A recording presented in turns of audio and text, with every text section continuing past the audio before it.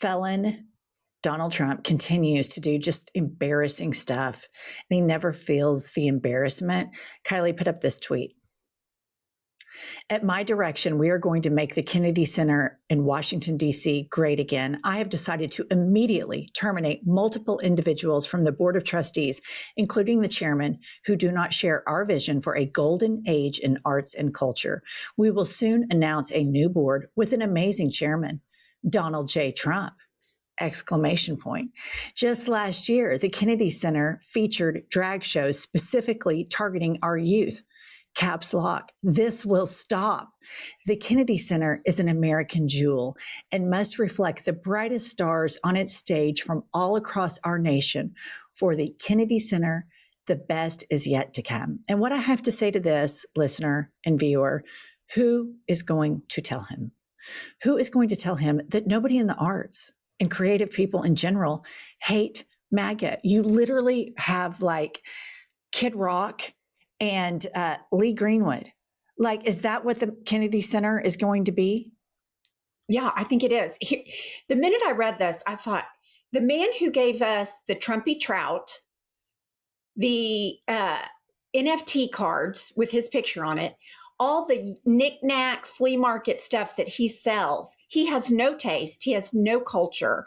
It is mind-boggling to me why he would think that he would be the person for it. I mean, obviously, I know he's a narcissist. He thinks he alone can fix everything. I get that.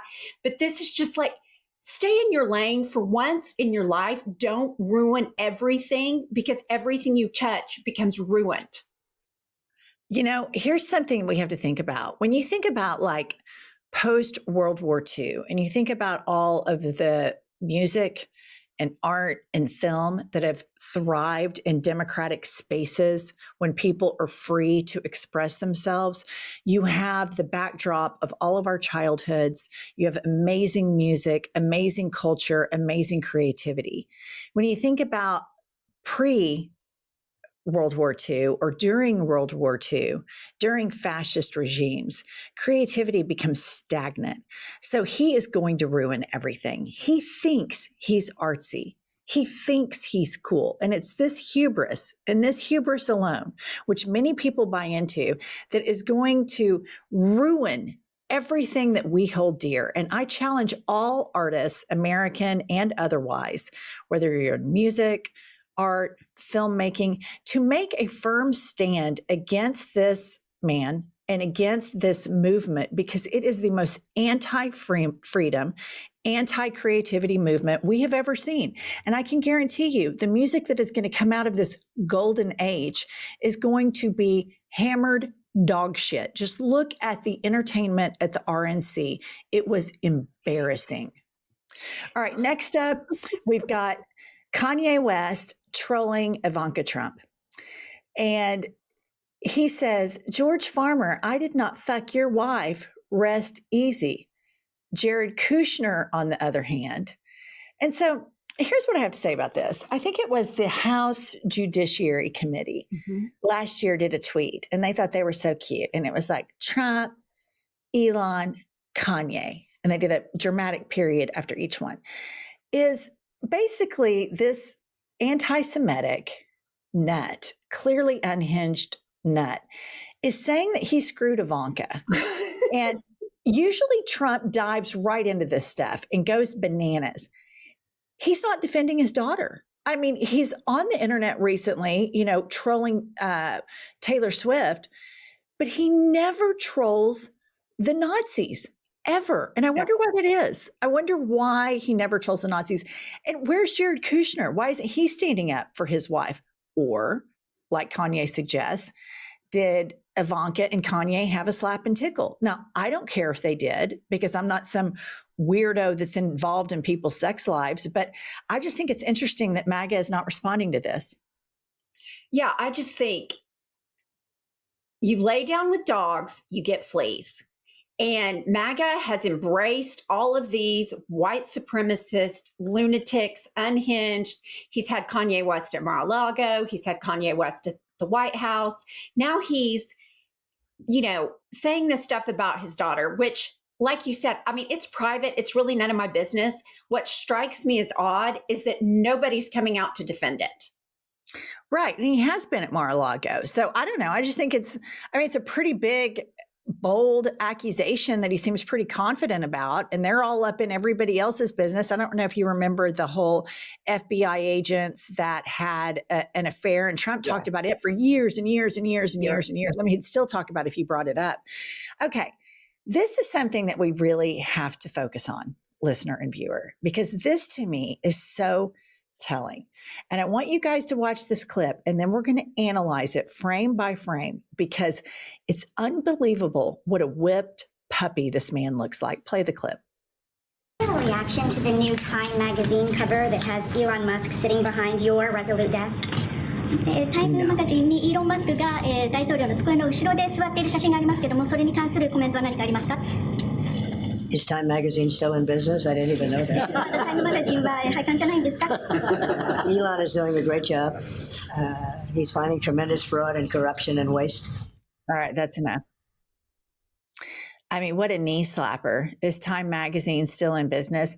But more than anything, when they ask him that, his posture, I mean, he's just cowered over. He looks 975 years old, which I don't care if he's old, but he looks so defeated. And it looked to me like he cannot say one bad thing about Elon. And it makes me wonder, what secrets do these two share? Do they have like a mutually assured destruction type pact where they've done a bunch of bad shit together, where one of them tattles on the other? And you know that like whenever this ad came out, whenever this magazine cover came out, Elon then gets on the internet and starts talking, I love Donald Trump, but not in a gay way.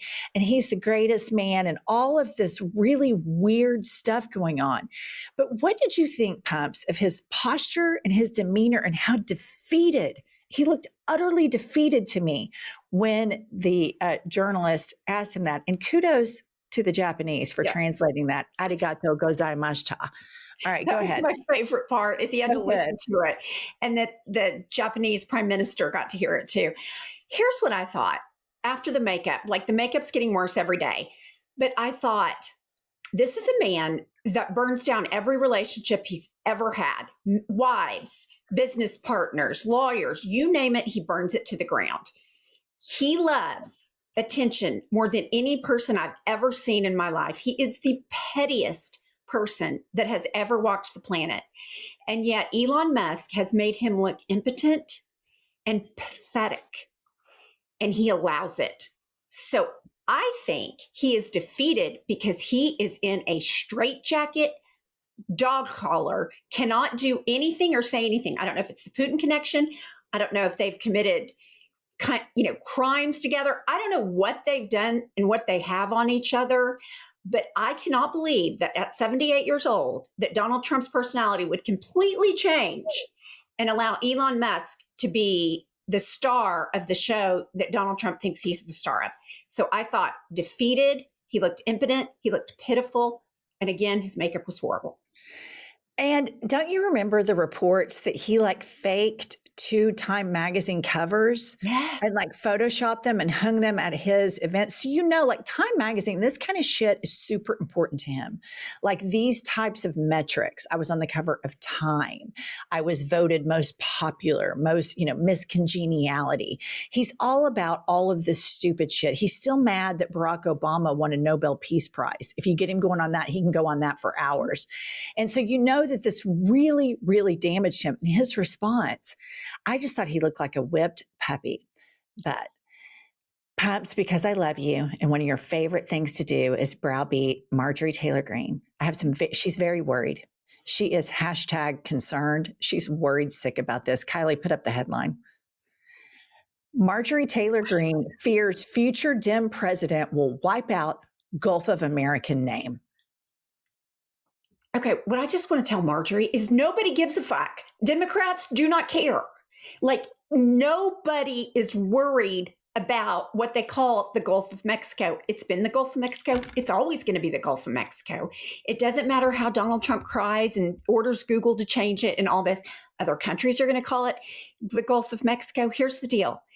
these people are so basic and so ill-informed and off on all these like red meat dashes that, you know, we're going to change the Gulf of Mexico to Gulf of America while everything else, inflation goes through the roof and everything costs $1 million and everything's up, up, up, up.